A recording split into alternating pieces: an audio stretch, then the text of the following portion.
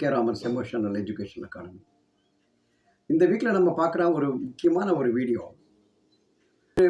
ஒரு ஒர்க்குக்காக ஒரு ஆர்டிகல்ஸ் ஒன்று நான் போயிட்டுருக்கும்போது அதில் ஒரு டேட்டா ஒன்று பார்த்தேன். இப்போ அது பார்த்த உடனே ஒரு பெரிய ஒரு ஷாக்கிங் ரிப்போர்ட். அது என்ன அப்படின்னா, இப்போ நார்மலாக நம்ம இருக்கிற அந்த டீன் வித் பேரண்ட்ஸ், இந்த டீனேஜருக்கும் அந்த அடலசன்ஸில் இருக்கிற நம்மளுடைய சில்ட்ரன்ஸுக்கும் அப்புறம் அந்த கன்சர்ன் பேரண்ட்ஸுக்கும் இருக்கிற அந்த ஒரு கேப். இப்போது இது பார்க்கும்போது நார்மலாகவே அங்கே ஒரு லேக் ஆஃப் கம்யூனிகேஷன், ஒரு ஜென்ரல் ஒரு கேப் இருக்கும். ஆனால் இந்த ஸ்டேட்டிஸ்டிக்ஸ் பார்த்த அப்புறம் ரொம்பவே ஒரு ரிப்போர்ட் வந்து ரொம்பவே ஷாக்கிங்காக இருக்குது. இன்னும் கூட நார்மலாக இருக்கிற இந்த ஜென்ரேஷன் கேப் இதுவும் இப்போது ஆஃப்டர் இந்த டிஜிட்டல் எரா, எப்போவுமே இந்த கெஜெட்ஸ் எல்லாம் வந்த அப்புறம் ரொம்பவே அதிகமாக வந்து எல்லாமே நம்ம ஃபீல் பண்ணுறோம். ஆனால் அது எப்படி வந்து நம்ம அது ஓவர் கம் பண்ணுறது, என்ன மாதிரி அந்த டீன்ஸ் வந்து எப்படி அவங்க ப்ராப்ளம் வந்து அவங்க ஃபேஸ் பண்ணிகிட்ருக்குறாங்க, என்ன மாதிரி ஒரு ரிலேஷன்ஷிப் வந்து இப்போ இருக்கிற அட் ப்ரெசண்ட், எஸ்பெஷலி அந்த 21st செஞ்சுரியில் இருக்கிற அந்த டீனேஜ் வித் பேரண்ட்ஸ் அவங்களோட ரிலேஷன்ஷிப் வந்து எப்படி இருக்குது. இதோட டேட்டாஸ் பார்க்கும்போது ஏறக்குறைய 93 பேரண்ட்ஸ் வந்து அவங்க என்ன நினச்சிட்ருக்காங்கன்னா, அவங்ககிட்ட இருக்கிற அந்த டீனேஜர்ஸ், அந்த அடோலசன்ஸ் எல்லாமே ரொம்பவே சேஃபாக தான் இருக்கிறாங்க. அந்த அளவுக்கு தான் நாம் அந்த அளவுக்கு சேஃபாக வச்சுருக்கிறோம் சொல்லி 93 பேரண்ட்ஸ் வந்து நினைக்கிறாங்க.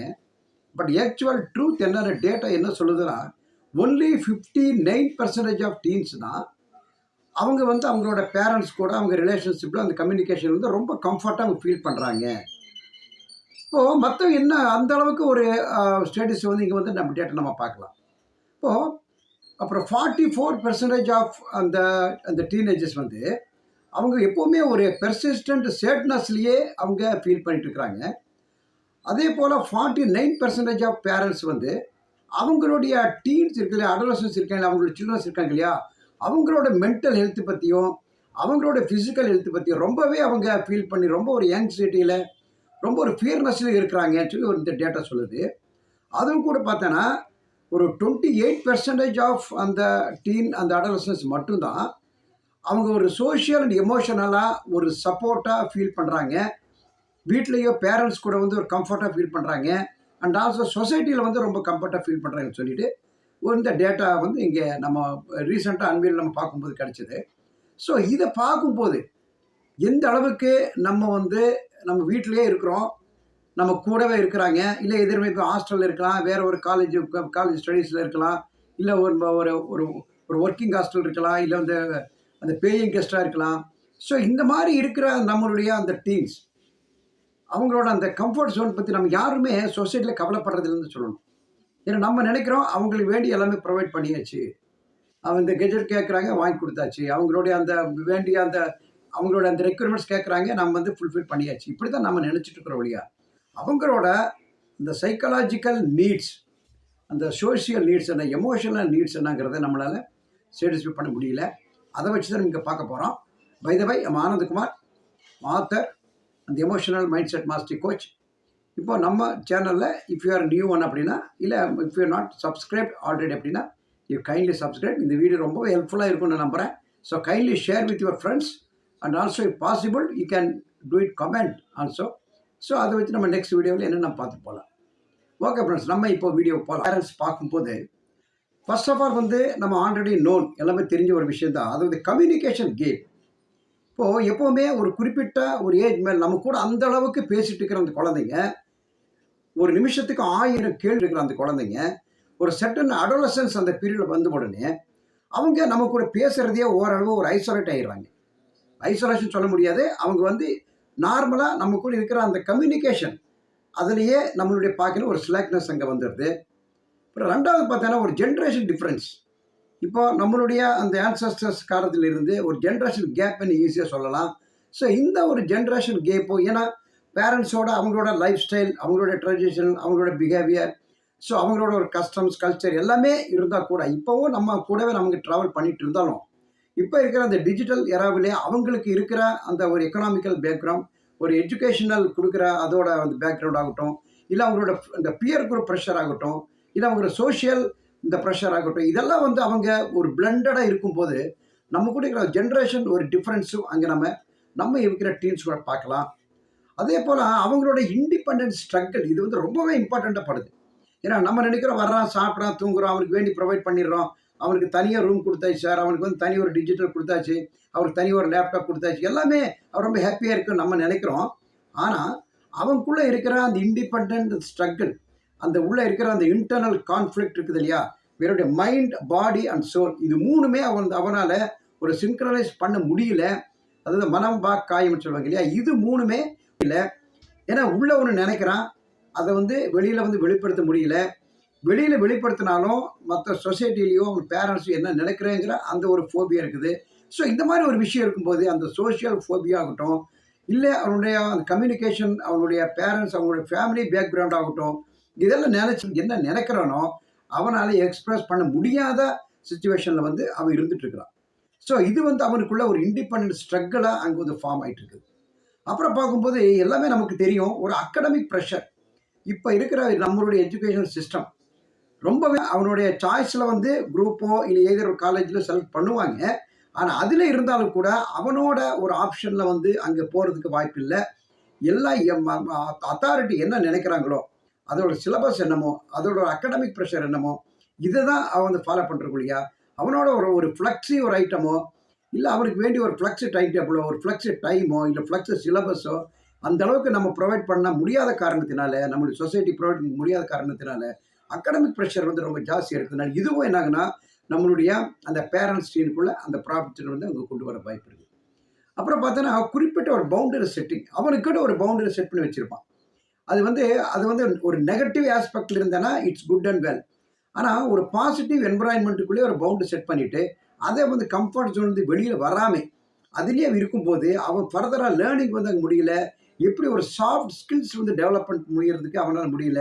ஒரு எமோஷனல் ரெகுலேஷன் ஸ்கில் இதை பண்ணுறதுக்கு அவனால் முடியல. ஸோ இதெல்லாமே என்ன ஆகுதுன்னா ஒரு சின்ன ஒரு விஷயம், ஏதோ ஒரு அன்எக்ஸ்பெக்டடாக அது ஏதோ ஒரு விஷயத்தை வந்து அவன் வந்து ஹேண்டில் பண்ணும் போது அவனால் இது வந்து ஓவர்டேக் பண்ண முடியாமல் போகுது. ஸோ இது என்ன ஆகுதுன்னா அவனுடைய எகன் இன்டர்னல் கான்ஃப்ளிக்ட்டை வந்து ஜாஸ்தி பண்ணுது.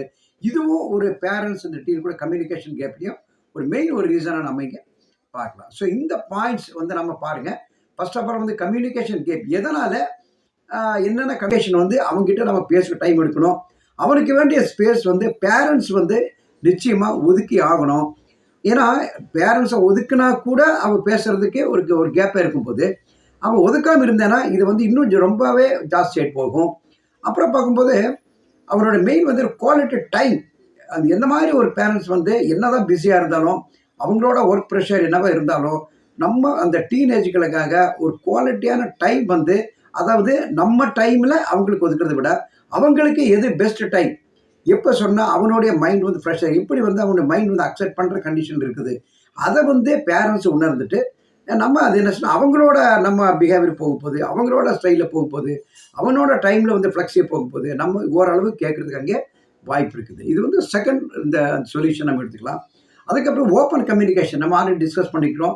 அதாவது என்ன சொன்னாலும் ஓகே, இதில் வந்து there is no right or wrong, there is no true or false மாதிரி என்ன எதுவுமே தப்பு கிடையாது, எதுவுமே ரைட் கிடையாது. அதாவது அவனோட ஒருத்தரோட ஹியூமன் பிஹேவியர் வந்து எந்த நேரத்திலும் எப்படி வேணும். ஏன்னா பிகாஸ் நம்ம ஆல்ரெடி வி ஹவ் சீன், அதாவது ஒரு நாளைக்கு நம்மளுடைய மைண்டில் வந்து 60,000 to 70,000 பக்கம் நம்மளுடைய தாட்ஸ் வந்து வந்துகிட்டே இருக்கும்.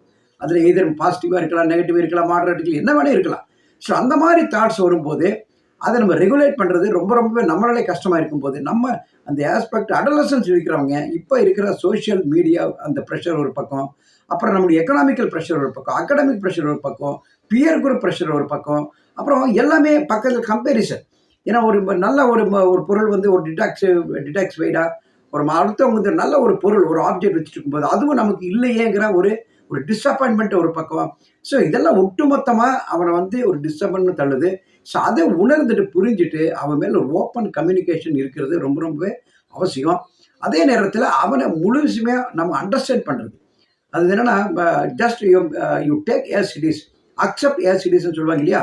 ஸோ அந்த மாதிரி எப்படி இருந்தாலும் சரி அதை வந்து அப்படியே நம்ம அக்செப்ட் பண்ணுறது வித்தவுட் அன்கண்டிஷனல் லவ். அன்கண்டிஷனல் அந்த லவ் இருக்கும்போது, பிலீஃப் இருக்கும்போது, ட்ரூத் இருக்கும்போது அவங்க கூட நம்ம இருக்கலாம். அப்புறம் ஃபர்தராக பார்த்தீங்கன்னா எம்பத்தி, அவனோட ஸ்டேட்டஸில் அவனோட பேக்ரவுண்ட் அது என்ன just use state on others shoes சொல்லுவாங்க இல்லையா.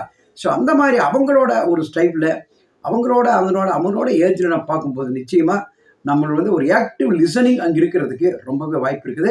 அவனையும் நம்ம ஓப்பன் கம்யூனிகேஷன் பேச விடலாம். இன்னும் கூட சொல்லப்போ இது எதுக்கு யூஸ் ஆகுதுன்னா ஃப்யூச்சரில் அவர் கெரியரை சூஸ் பண்ணுறதாகட்டும், இல்லை ஒரு காலேஜ் ஒரு அகாடமிக்கில் சூஸ் பண்ணுறதாகட்டும், இல்லை ஒரு ஸ்போர்ட்ஸ் ஒரு அத்லட்டிக்கில் போகிறதாகட்டும், என்ன மாதிரி ஒரு லைஃப்பில் டெசிஷன் எடுத்தாலும் இண்டிவிஜுவலாக ஒரு ஹியூமன் சைக்கிளில் ஒரு இன்டர்னல் கான்ஃப்ளிக்டில் ஒரு டெசிஷன் எடுக்கிறதுக்கும் பேரண்ட்ஸ் சப்போர்ட்டோட இல்லை ஓப்பன் கம்யூனிகேஷனோட பேரண்ட்ஸோட சப்போர்ட்டோட நம்ம ஒரு டெசிஷன் எடுக்கிறதுக்கும் ரொம்பவே என்ன ஆகுனா ரொம்பவே அங்கே வித்தியாசம் இருக்குது. ஸோ அந்த வாய்ப்புக்கு நமக்கு கொடுக்கறதுக்கு ஆஸ் எ பேரண்ட்டை வந்து நம்ம குழந்தைங்களோட அந்த அடலசன்ஸோட அவனோட அந்த ஹியூமன் ஃபேக்டர்ஸ் இது வந்து ஓப்பனாக சொல்லும்போது அவனோட ஓப்பன் கம்யூனிகேஷன் கொடுக்கும்போது நிச்சயமாக அங்கிருந்து நம்ம ஈஸியாக அவனோட இன்டர்னல் கான்ஃப்ளிக்ட் இருந்து அவனை வந்து ஈஸியாக வெளியில் கொண்டு வரலாம். அதே நேரத்தில் நமக்கும் எந்த விதமான ஒரு ஃபியர்னஸோ ஒரு ஆங்ஸைட்டியோ இல்லை நம்ம குழந்தைகிட்ட ஒரு ஃபியூச்சர் ஒரு பயமோ இல்லாமல் ஈஸியாக கொண்டு போகலாம். இது வந்து by the by will see the next video by the next week. இது வந்து யூஸ்ஃபுல்லாக இருந்திருந்தேன்னா லைக் பண்ணுங்கள், அதே நேரத்தில் ஷேர் பண்ணுங்கள். உங்கள் ஃப்ரெண்ட்ஸுக்கு நிச்சயமாக உங்களுடைய ரிலேஷன்ஸுக்கும் இல்லை உங்களோட குழந்தைகளுக்கும் இந்த வீடியோவை ஷேர் பண்ணுங்கள். ரொம்ப யூஸ்ஃபுல்லாக இருக்குன்னு நினைக்கிறேன். Okay, will see you by next video. Thank you.